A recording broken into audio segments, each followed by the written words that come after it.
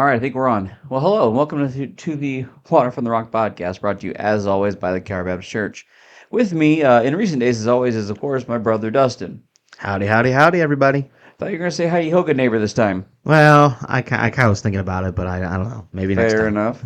enough. Anyway, today I know we've been covering the Giants, but I want to talk about something a little bit different. But before we do that, quick update on Pastor. He's kind of having good days and bad days. Mm-hmm. They got his uh, walk-in tub installed. He needed a walk-in tub and a chair rail desperately, and Mm-hmm. God and provided he for it. mentioned he That was mentioned great. that in church, um, and then like within like 2 days, someone had offered to pay for the chair rail, and someone called and said, "Hey, I just bought you a, walk-in tub." So like those are already taken care of just right away, and just thank you all for Mm-hmm. that. And Mm-hmm. the cool thing is, Dustin, I don't know if you know this or not, but someone who doesn't even go to our church isn't related to us actually. Excuse Um, me. yeah, someone who isn't related to us, doesn't even go to our church, was watching our live stream and heard Pastor say he needed a chair and contacted us and said, "Hey, I want to pay for it." Somebody through Wow. our live stream on our YouTube channel did that. That's awesome, Yeah, that's and awesome. just really That's grateful for amazing. that. But we did get that chair rail installed this week. Mm-hmm. Looks Um, amazing. yep. Let's see here. They got that tub in, I believe, early last week. That thing was a nightmare and a booger because that Yep. thing weighed like 400 something pounds. Pastor still can't go upstairs because his railing on the upstairs hallway Yeah, I saw that. They was, took that railing out. yeah, it was like 40 years old and about 35 years past needing to get tightened down. Yep. And they had to take it out to bring that tub upstairs. So they stripped the railing out and they're replacing it all. So that should be done here on Monday. Mm-hmm. So Pastor still isn't able to really get upstairs because he's nervous with that, without having that Yeah. railing there. And I 100% understand. Mm-hmm. So, Beforehand, he wouldn't even really use the rail. It was more like for a cosmetic look, and it looked nice. But like you said, it was just past its expiration date. But yeah, now with him being wobbly and light and exhausted. exhausted, I mean, you got to remember, yeah. Dustin, the intake that he can have with their pumping in to his Hmm. body. He's only getting about 300 to 400 calories a day right That's now. insane. But it's just too physically painful to do more right now. Absolutely, absolutely. So I mean, he's finally getting some calories in. And I'm grateful for that. But yeah, that's insane. He's only able to take that little bit in. Oh man, I can't Yeah, imagine. it's uh it's been a road for him, but I mean, it's a good diet plan, but I would never wish that on anybody. yeah. Well, so sorry, just thinking there for a second. Number one, if you want to keep praying for Pastor, we got the chair rail installed, we got the walk-in tub installed. They do have to have an electrician come out on Monday Hmm. to wire up the tub because it has a electrical component to it, and we gotta get that done. But Yeah. the actual functionality, having a tub like with water and everything, that's all working just fine.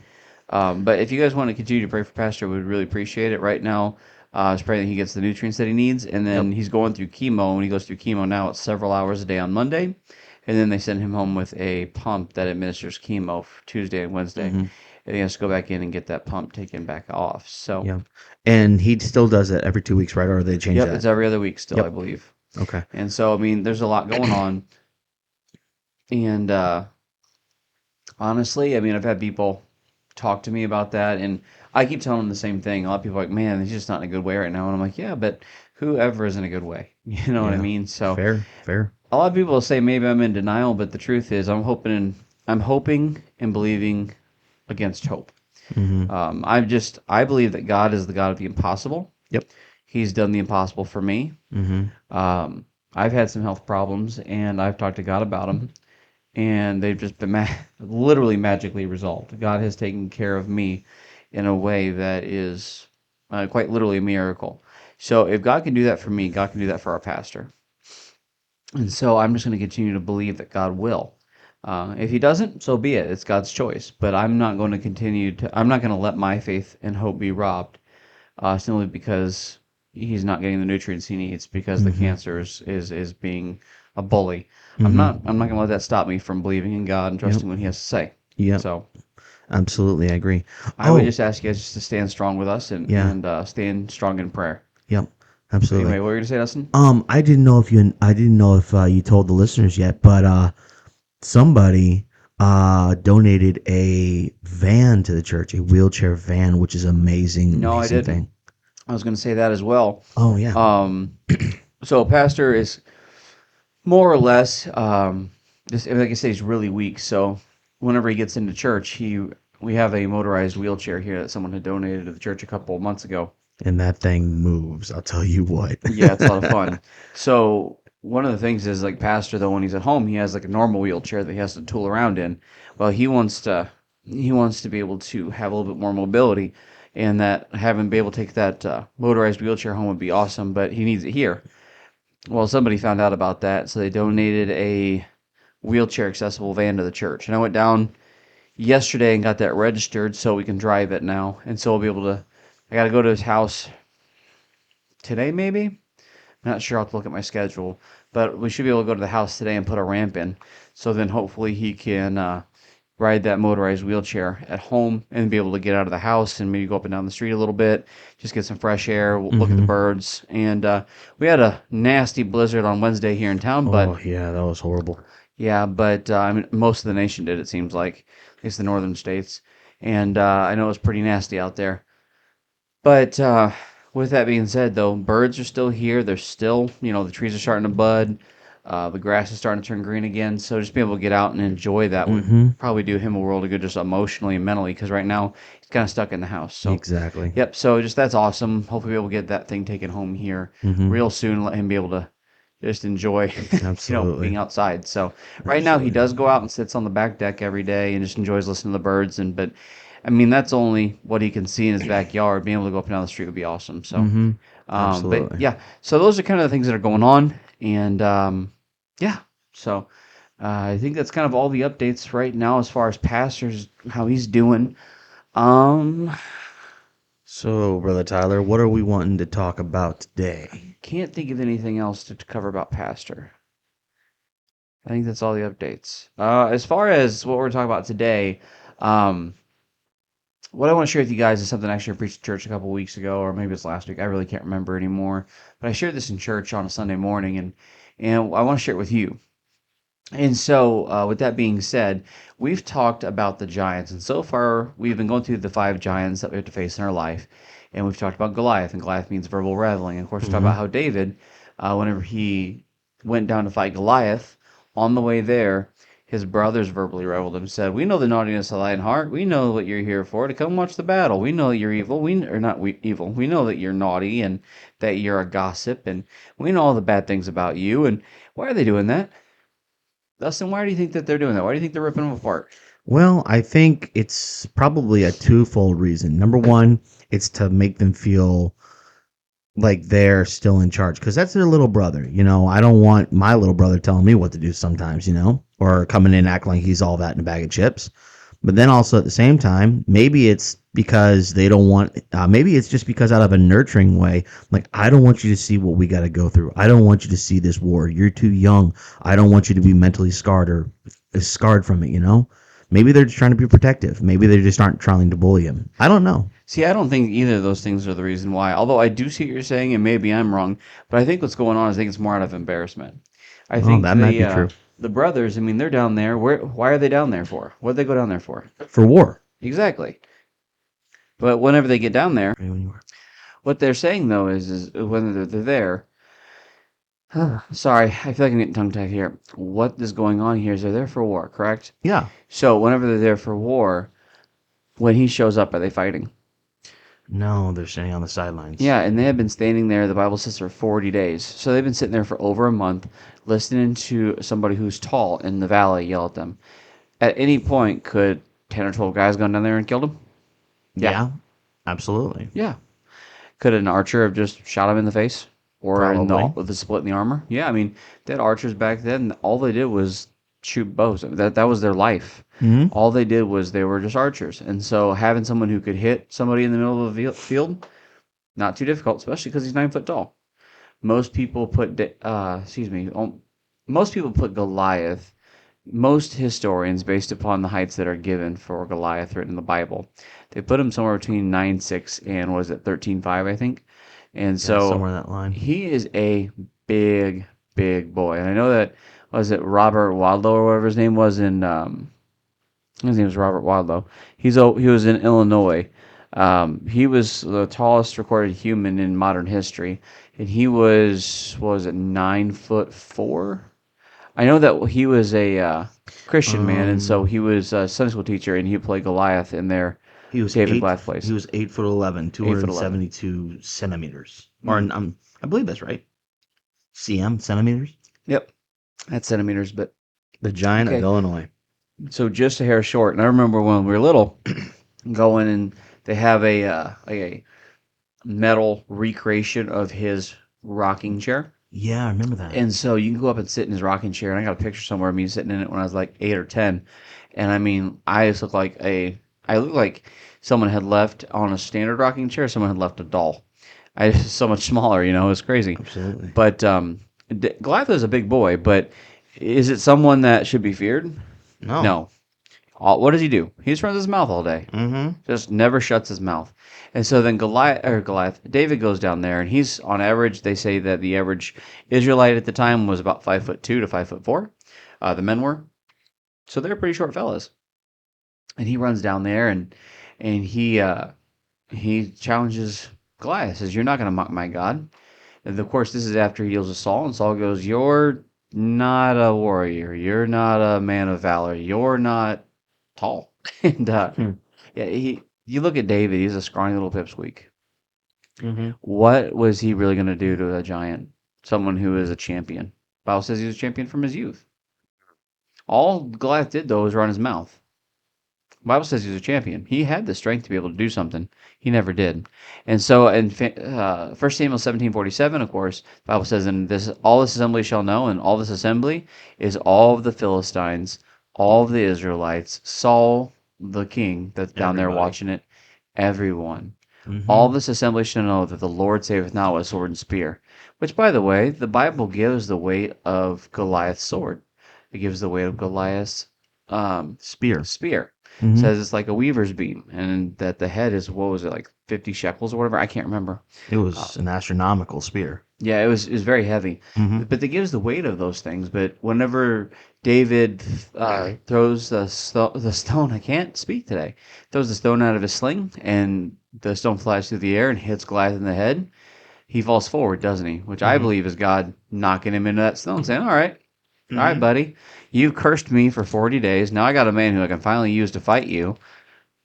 Be prepared to die. Why don't you Yep. catch this stone for me real quick? And Exactly. down he went. Exactly. So whenever he does that, though, David runs up and cuts the head off Goliath. And what does Mm-hmm. he use? Goliath's sword, right? Absolutely. Where was Goliath's sword? Probably in its sheath. Was it laying on the ground? I don't know. Depends on where it was at the time, but The Bible says that David drew out his sword. So yeah, it was. Goliath never even removed his sword. The Lord saved not with sword and spear, but the battle is the Lord, and he shall deliver you into Mhm. our hands. Yeah, Who's our hands? Is it the Israelites? Is it David's and God's? I don't know.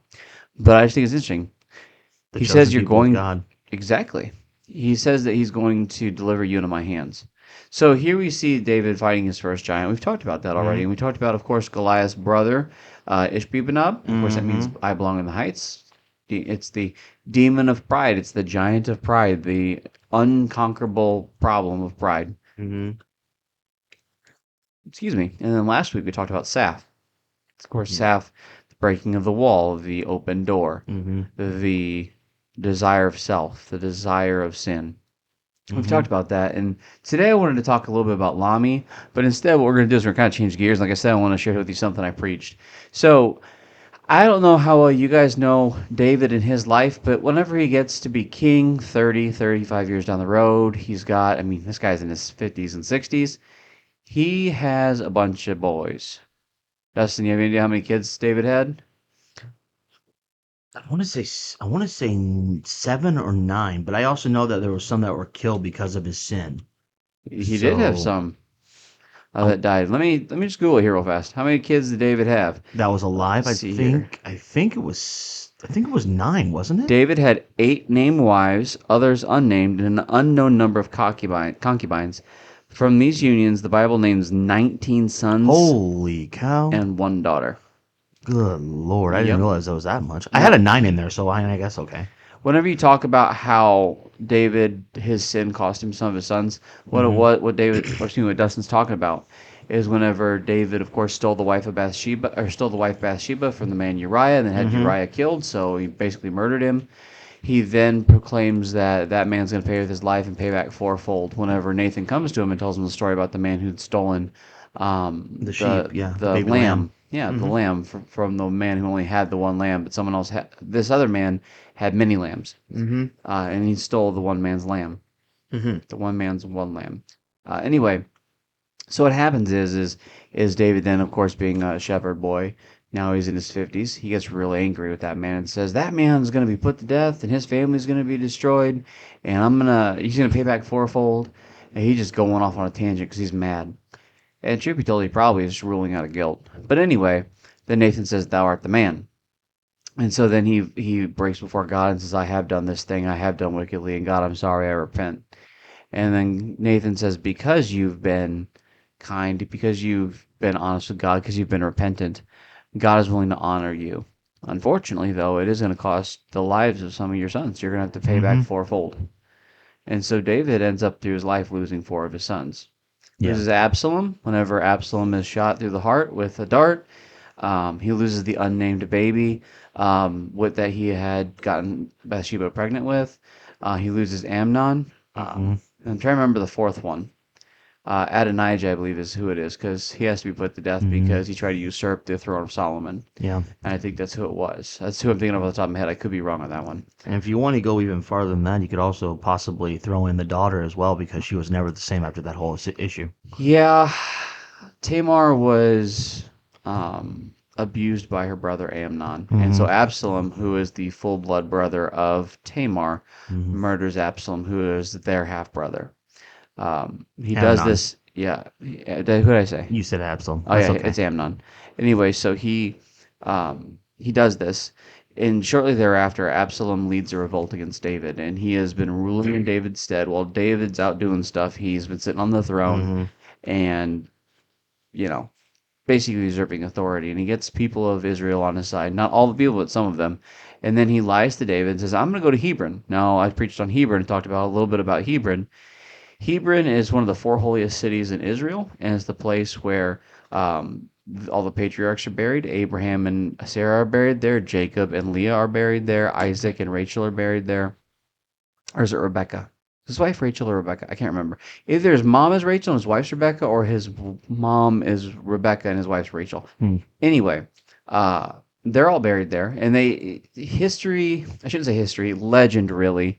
Jewish historians teach this, but it's more of a legend that Adam and Eve are also buried there in the same cave. Really? Yep.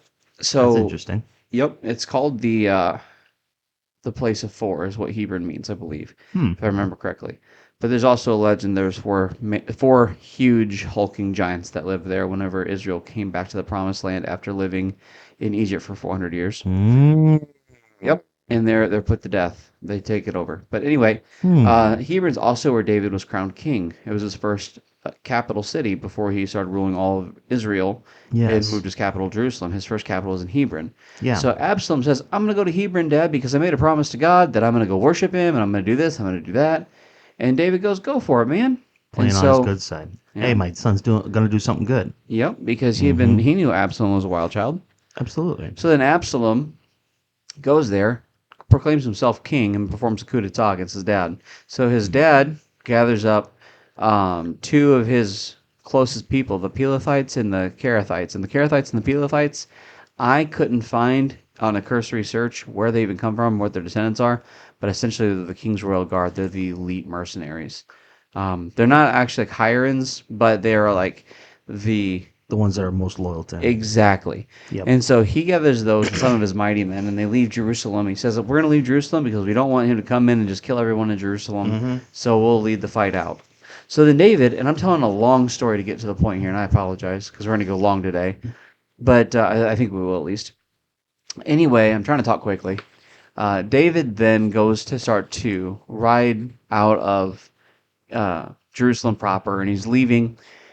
And then a man comes out. His name's Shimei. Dustin, I know you know a little bit about Shimei. Why don't you tell me a little bit about him? Because I want to use you. I feel like I'm just Okay. railroading this thing. No, you're fine. You're fine. Well, It's from what ironic because you're wearing the overalls today. yeah, I like to wear overalls every once in a while. feel like a farmer and a Southern boy, so it's okay. But to Shimei, I believe, and from a Hey, rudimentary search and Dustin, everything. you don't gotta yell. I'm sorry. Okay, this is better. No, from a rudimentary search that I did, I believe his full name was Shimei Ben Gaza, but Ben Gira, Ben Gira. That's right. because Ben means son of, and Mm-hmm. his dad's name was Yep. Gira or Jira. Yep. And he was Actually, from. it's pronounced Gera. I looked it Oh, up one time. It's Gera. really? Okay. Yeah, Gera. Anyways, from what I'm understanding, he was a Benjaminite or a Benjamite, and he was actually a descendant of Saul somehow, some way. He's relation, not descendant. I'm sorry. It's like Yeah, a cousin. yeah, It's never confirmed like a what he is, but he's a distant. Yeah, cousin. exactly. But he was also known for cursing, and that the main thing he was known for was cursing David, and cursing King David, and throwing stones at him, and just basically trying to start a fight with David. When David's just trying to get away from Absalom. And David had it rough, man. He was a fighter his entire life. He just wants peace. Now he's running from Absalom because his son wants to kill him, his own son. And now he's getting some crazy wild man in the middle of the woods or desert or whatever, throwing rocks at him and yelling at him, calling him a whole bunch of names. So what Shimei is doing here is Shimei, like we had just said, Dustin just showed us. Shimei is a descendant, not a descendant. He's relation to Saul. We're not Hmm. sure what it is. I've always assumed he's a cousin, but we know that he is relation to Saul in some Yeah, way. So he comes out and begins to curse David. And like Dustin said, he's cussing him out. One of the things he calls David is a bloody man. yeah, And back then, during this time, calling someone a bloody man wasn't the worst thing to call somebody. It was about the second worst. yeah. It was not a good thing. No, because he's calling him a murderer, a baby Hmm. killer, a person of death and destruction, person who seeks Which, violence. And hmm, and being that he's supposed to be the king of peace, Jerusalem literally means city of peace. Jerusalem, it's the yep. city of peace. That's where David's throne is at. So he's saying, I am a king of peace. I want to be a king of peace. And so he's Hmm. mocking him and saying, you're not that. You are the direct opposite. You've been a liar and a murderer. Hmm. Now, are these things about you saying about David true? Technically, kind of. Yeah. He killed Which Obadiah, or makes me not want. Obadiah. He killed Hmm. what was his name? Bathsheba's husband, Uriah, Uriah. Thank you. I don't know which why I want makes to me call him wonder Obadiah. how he possibly knew that. Well, I think that things. I don't think he knew.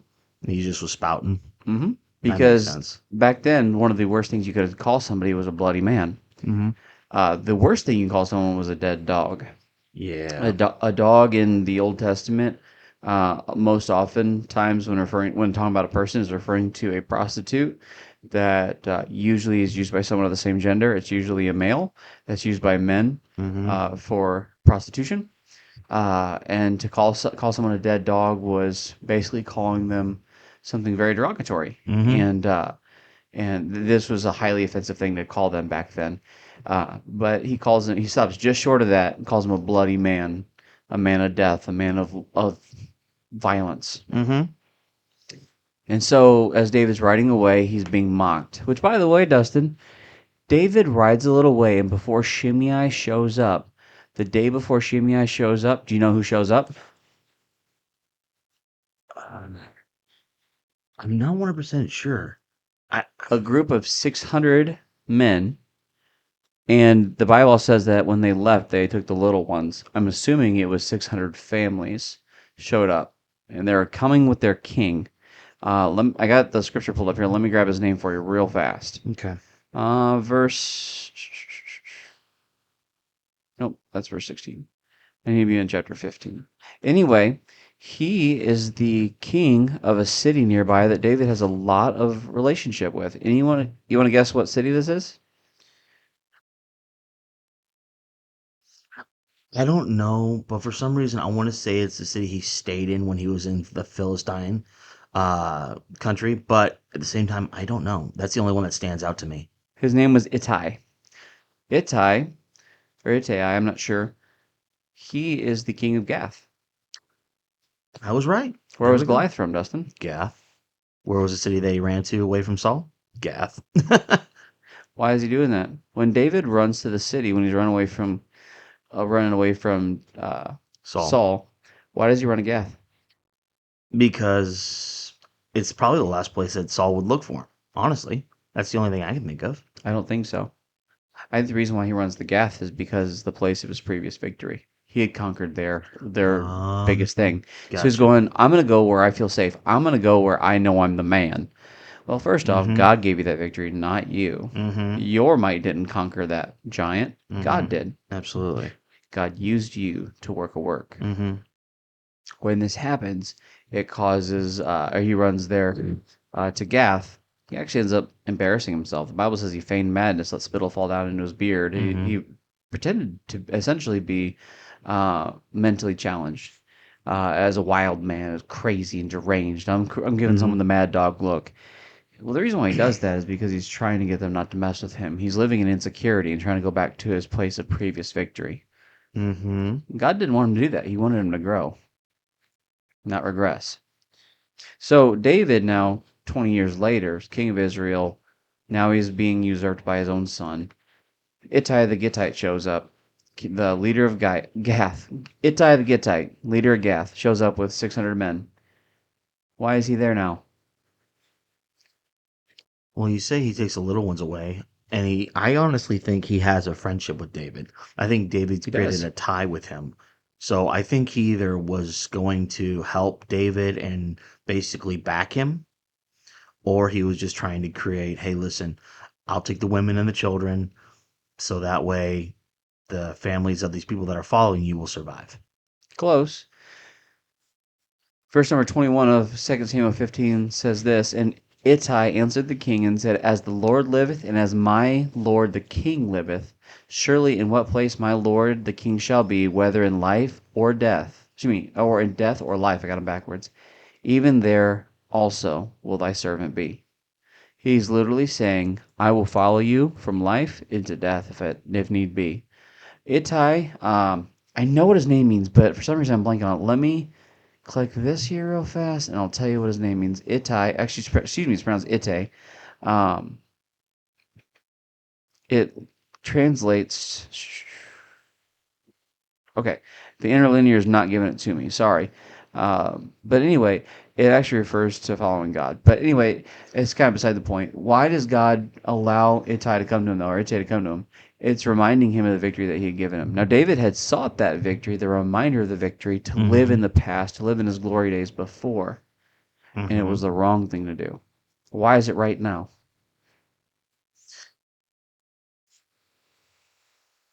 I I can tell you what I think. I don't know what's I'm asking you, what do you think? well, what I think, and maybe I'm wrong here. I honestly, I really do think I'm wrong here, but maybe it's because David's going through so much mountain of just Crap. crap, whatever you want to call it, junk, that he's going through it, and his own son wants to kill him. He's trying to run away so he doesn't have to fight his son, and he gets picked on by somebody in the wilderness, and he actually doesn't even like allow him to be that guy to be punished. He says this is good for me, which I think is an amazing thought. But he's going through so much of it, and he's just so depressed, and he's just so run down and beat down and just stepped on that God brought a remembrance. Hey, listen, there is going to be a victory. When he was in his early to late teens, when David was in his early to late teens, who did he fight? Goliath, Exactly. exactly his victory. Do you think that would have been one of the hardest battles he'd have to fight? At least at the time, yeah. Absolutely at the time, yeah, 100%. Hmm. And maybe that's why God allowed it to come back to like in his one of his darkest times. Hey, listen, in your darkest time, you I think still the were answer. I think the answer is what Itte says. He mm, says to him, "As the Lord liveth, and as the Lord my King liveth, and as my Lord the King liveth, surely in what place my Lord the King shall be, whether in life or death, even there also will thy servant be." He's saying, I'm going to follow you in death. I'm going to follow you in life. There's nothing that's going to stop me from being by your side. mm, He's showing, God's using Itte to show him, hey, you've done wrong, but I'm still on your side. Remember the victory that you had? Remember that one time that you and me stood together on a dusty field after 40 days listening to someone run their mouth and curse me? And we fought that guy together. Remember mm-hmm, that? Remember how we killed him? You remember how I gave you the victory? Remember how I let you marry into the family of the king and I've made you king over Israel? Remember how all that came to pass? And they used to sing your praises in the streets? We did that together, David. mm. And right now, you may be down. but I'm still with you. I don't care what your son has done. I'm gonna fix his wagon if I need to. But I'm on your side, David. If you read in 2 Samuel 16, after Shimei shows up and begins to mock David a little bit farther down, one of David's closest friends, and I forget his name off the top of my head. I want to say Hamiel. Let me look here real fast. I'm sorry, people listening. I know I keep pausing to read, but I'm flipping through two different chapters of the Bible here. So give me just a moment. Um, I'm not sure if it was Hamiel or so it starts with an H. I remember that. Hushai, Hushai. That's the right. Archite. Yeah, He's one of David's close friends, and I he like goes on Hushai. Absalom. I like him. He goes to Absalom and says unto Absalom, you may regret saying that here in a minute, or at least admitting that. He says, God save the king, God save the king. And so Absalom, who's proclaimed himself king, in verse number 17 says this, and Absalom said to Hushai, is this thy kindness to thy friend? Who wentest thou not with thy friend? He said, are you here to mock me on behalf of your friend? He's not even calling him his dad. He's saying, you're here to mock me on behalf of your friend? Why didn't you go with him? Because when he goes to say this fighting words, he's about to get his head cut off. He's seconds from death. So what does Hushai say?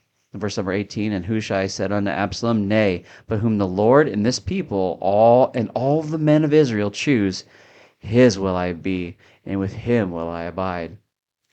Ho ho ho. Hushai, He's in trouble. you're playing both sides of the fence, ain't you? You're best Yeah. friends with David, and now here you are, behind David's back, allying with his enemies. Now, Shame, shame, shame. let me clarify for those that are listening out there. I like Hushai's attitude that he shows with David here because if I remember the He story betrays correctly, David in this exact no, let passage. me finish. Let me finish. Let me finish. Don't get mad at me, listeners. From what I understand, he basically wanted to go over and either kill or beat the living snot out of Shimei. I like that. You're confusing Hushai. You're confusing Hushai with Joab's brother there. What's his name? Um, just a second. It's at the top of the passage here. Let me scroll back up. And David passed the top of the hill. His name's Aminadab or something like that. So he was the one that wanted to go over and beat the living junk out of him. Future- Okay, I might stand corrected, people. I might not like Hushai at all. I thought Hushai was the one that wanted to go over and beat him up. Abishai, the son of Zeruiah, said unto the king, why should this dead dog curse my lord the king? He's talking That's the about guy. Shimei. Yep. That's the guy. He, Okay, I he then stand says, let me corrected, go people. over, I pray thee, and take off his head. Yep, He says, let me kill that's the him. guy I like. I'm sorry, people. I do not like Hushai. I thought it was Abishai. My Yep. bad. So It was anyway, close. It was close. It sounded the same. Okay, leave me Hushai and alone. Abishai, I see where the confusion is. They both end in shy. But here's the thing, though, guys. What I'm trying to draw out here is God is showing David, reminding him, I am with you. Mm-hmm. He's not being like Hushai and siding with whoever people want him to side with. He's saying, nope, you're my man. You're the one I picked. You're the one I ordained. And I don't care who says what. I'm the one who stands up. I'm the one who sits down. I am God, and y'all get out of my way. Mm-hmm. I'm with you, David, and as long as I'm with you, who cares what anybody else has to say? Mm-hmm. And so whenever Shimei comes to him, begins to mock him, like we just read, Abishai says, let me cut his head off. How dare he talk about Yeah, my he's chopping at God, the bit. David, that way. And then he curses him with the greatest curse available in the Old Testament there, at least during this time, which was he calls him, why should this dead dog curse my Lord the king? Yeah, Yes, yeah, that's, yeah. he's He's calling a spade a he, spade. he's chopping at the bit. He wants to go after this guy, and Yep. I'm a lot like that. You don't mess with the people I classify as family. You don't do that. Yep. And so then, what does verse 10 say? And the king said, what have I to do with you, ye Mm-hmm. sons of Zeruiah? Why does he say sons? Abishai and Joab. They're two peas in a pod. They're both hot headed. They're like Peter on steroids in the New Testament. I You know know. what? That guy spoke evil about my king. I'm going to go cut his head off. We're gonna make his life miserable. Yeah, he says, what am I to do with you, sons of Zeruiah? So let him curse, because the Lord has said unto him, curse David. Who then shall say, wherefore hast thou done so? Mm-hmm. He's saying God or no, God told Shimei to go do this. Now, did God tell Shimei to do this? I doubt it, but the Bible says, doth evil and good proceed out of the mouth of Yeah. God. God is the one in charge of everything. Mm-hmm. Shimei would not be there without the permission of God. Yeah. So, Shimei, he's there on God's behalf, whether he realizes it or not. Yeah. God had just told David through Ittai, I'm with you, and I'm here to stand with you. Then when Shimei comes a cursing, comes a knocking, why does he do that?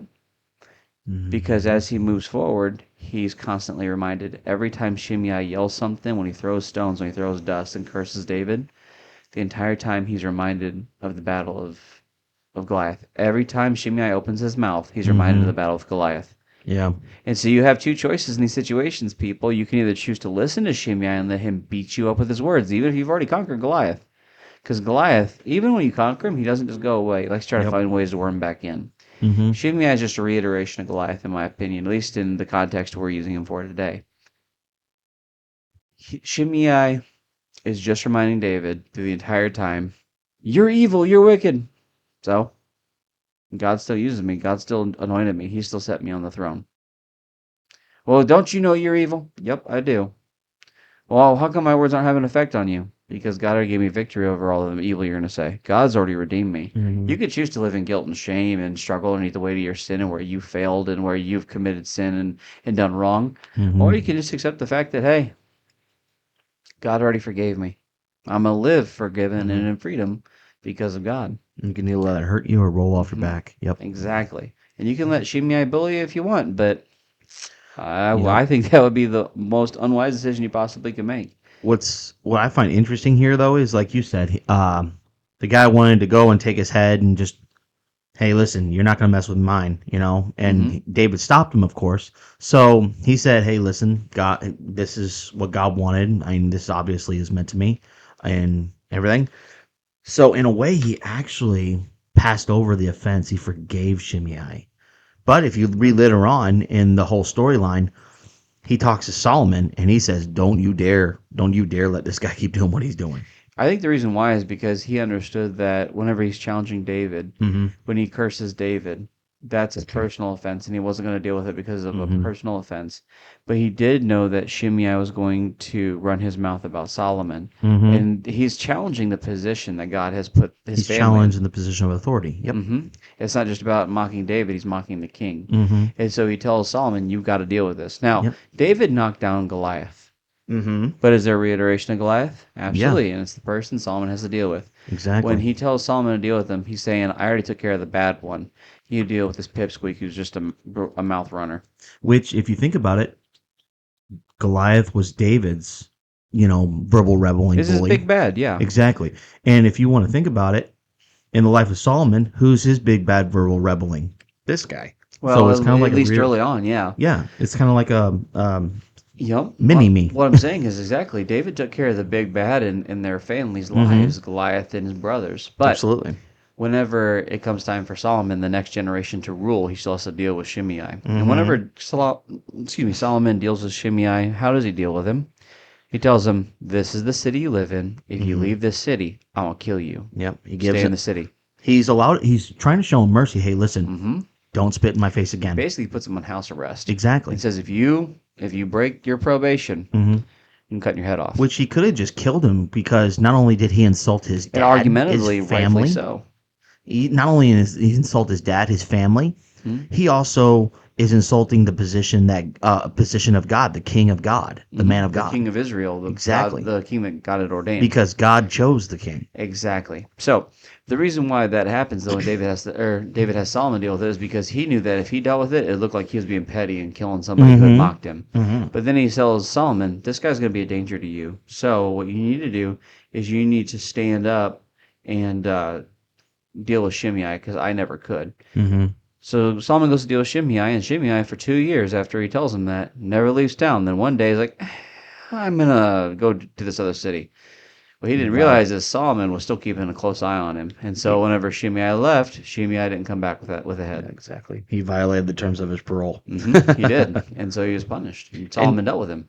who dealt with him? Do we remember that? Solomon killed him. Was it? I don't know who he used. I don't know if he sent a captain of the guard or what happened, but I do know that Mm-hmm. Solomon dealt with him. In these situations, ladies and gentlemen, you who are listening, Mm-hmm. you can choose to let Goliath push you around. Mm-hmm. And once you finally defeat him, awesome. But there's going to come other times whenever there's going to be a challenge of verbal raveling, whenever someone just knows how to cut you to the quick. Yeah. David had felt guilty for his sin with Bathsheba. David had felt guilty for costing the lives of his sons. He had just dealt with his deal with Amnon and Tamar, and now he's dealing with Absalom, who committed murder and then kicked him off his throne. And it's just been a mess, one thing after another, after another, after another. Mm-hmm. So what can we glean from this story? Sometimes Shimei knows exactly where to hit you. Mm-hmm. And you can let either that verbal reveling destroy you, or let God flow through it. Let God use it for His glory. If you don't let God use it for His glory, you're Mm-hmm. missing the point. You know, if you really want to sum up the entire story of Shimei and David, and honestly, if you think about it, David forgave Shimei for what he did because he thought that God ordered up for his life, and yeah, kind of God did, but at the same time, God dealt with it later. If you forgive somebody, that doesn't mean God won't. That doesn't mean God won't take up your offense. I don't know if I'd necessarily say that. I think God deals with things, but He does offer great grace. I mean, the Bible says it's impossible that offenses come, but one whom by which offenses come. The Bible says that you're going to get offended. You're going to get your feelings hurt. Don't try to hurt people's feelings. Mm-hmm. And when you do, make it right. Mm-hmm. I don't think God was necessarily going to take up Shimei's offense toward David on David's behalf. Mm-hmm. But what I do think was happening was is God was using it as a tool to remind David every time Shimei opened his mouth, "I'm with you." Every time he mocked David, it was a reminder that, hey, David, we already won this battle together. Remember Ittai? He's here to show you the signifying of the promise. It's still the promise. It's still true. It's still true. It's Mm-hmm. still true. And in the midst of tragedy, in the midst of trial, we can either choose to fail and suffer under the weight of our sin, our guilt, our despair, or we can choose to realize that God means all things for good. The Bible says in Romans 8:28, "For Mm-hmm. God worketh all, or for all things work together for good to them that love God and are called according to His purpose." Yes. God means all things for good. If you don't accept that, you miss it. Mm-hmm. And that's just kind of what I wanted to share today. Something that's been on my heart. And it's kind of linked to the Giants because this is essentially the next generation of Giant. Mm-hmm. And he's a lot smaller and a lot less scary. Mm-hmm. And anyway, I hope you guys are able to get something out of it today. This is just something that I've been chewing on and something I preached in church. And I just thought it would be a good help to people because sometimes people go, "Hey, I defeated Goliath. Why in the world am I still struggling?" Well, this is why. Sometimes there's just a reminder of the strength that God has already given you to defeat that giant. Because we still have Ishbibanob to defeat. We still have Saf to defeat. We still have Lami to defeat. We still have the six-fingered giant to defeat. And all of them might try to rear their ugly heads again one time or another. Because in the Mm-hmm. Old Testament, they were physical giants. They're physical beings. In the New Testament, the Old Testament is a physical example of the spiritual truth. So in our life, it's a spiritual giant, not a physical giant. Mm-hmm. So of course they can rear their head every once in a while. They're just jerks. That's what they do. But anyway, guys, like I said, I know I went long. I'm almost time and a half on today's podcast. But if you guys have any questions, or if you guys want to let us know you're praying for Pastor, or if you guys have anything you want us to cover, or if you have anything you just want to share with us, maybe how God has worked in your life through this thing, that'd be awesome. You can reach out to us by leaving a comment on the podcast, as well as you can reach out to us via our phone number, 641-228-5362. You can reach out to us through bytheblood.org on the Contact Us tab. Um, or through the app, Water from the Rock. So those are kind of the four main ways to get a hold of us. But anyway, that's all I've got to share today. Dustin, you got anything? Nope. Thank you all for tuning in, and don't forget to leave some comments if you want to hear something specific, or if you have any ideas, just leave us some ideas. We'd love to hear from you. Sure, absolutely. Once again, it's Tyler Robbins on behalf of Calvary Baptist Church, reminding you the Lord loves you. Have a great day.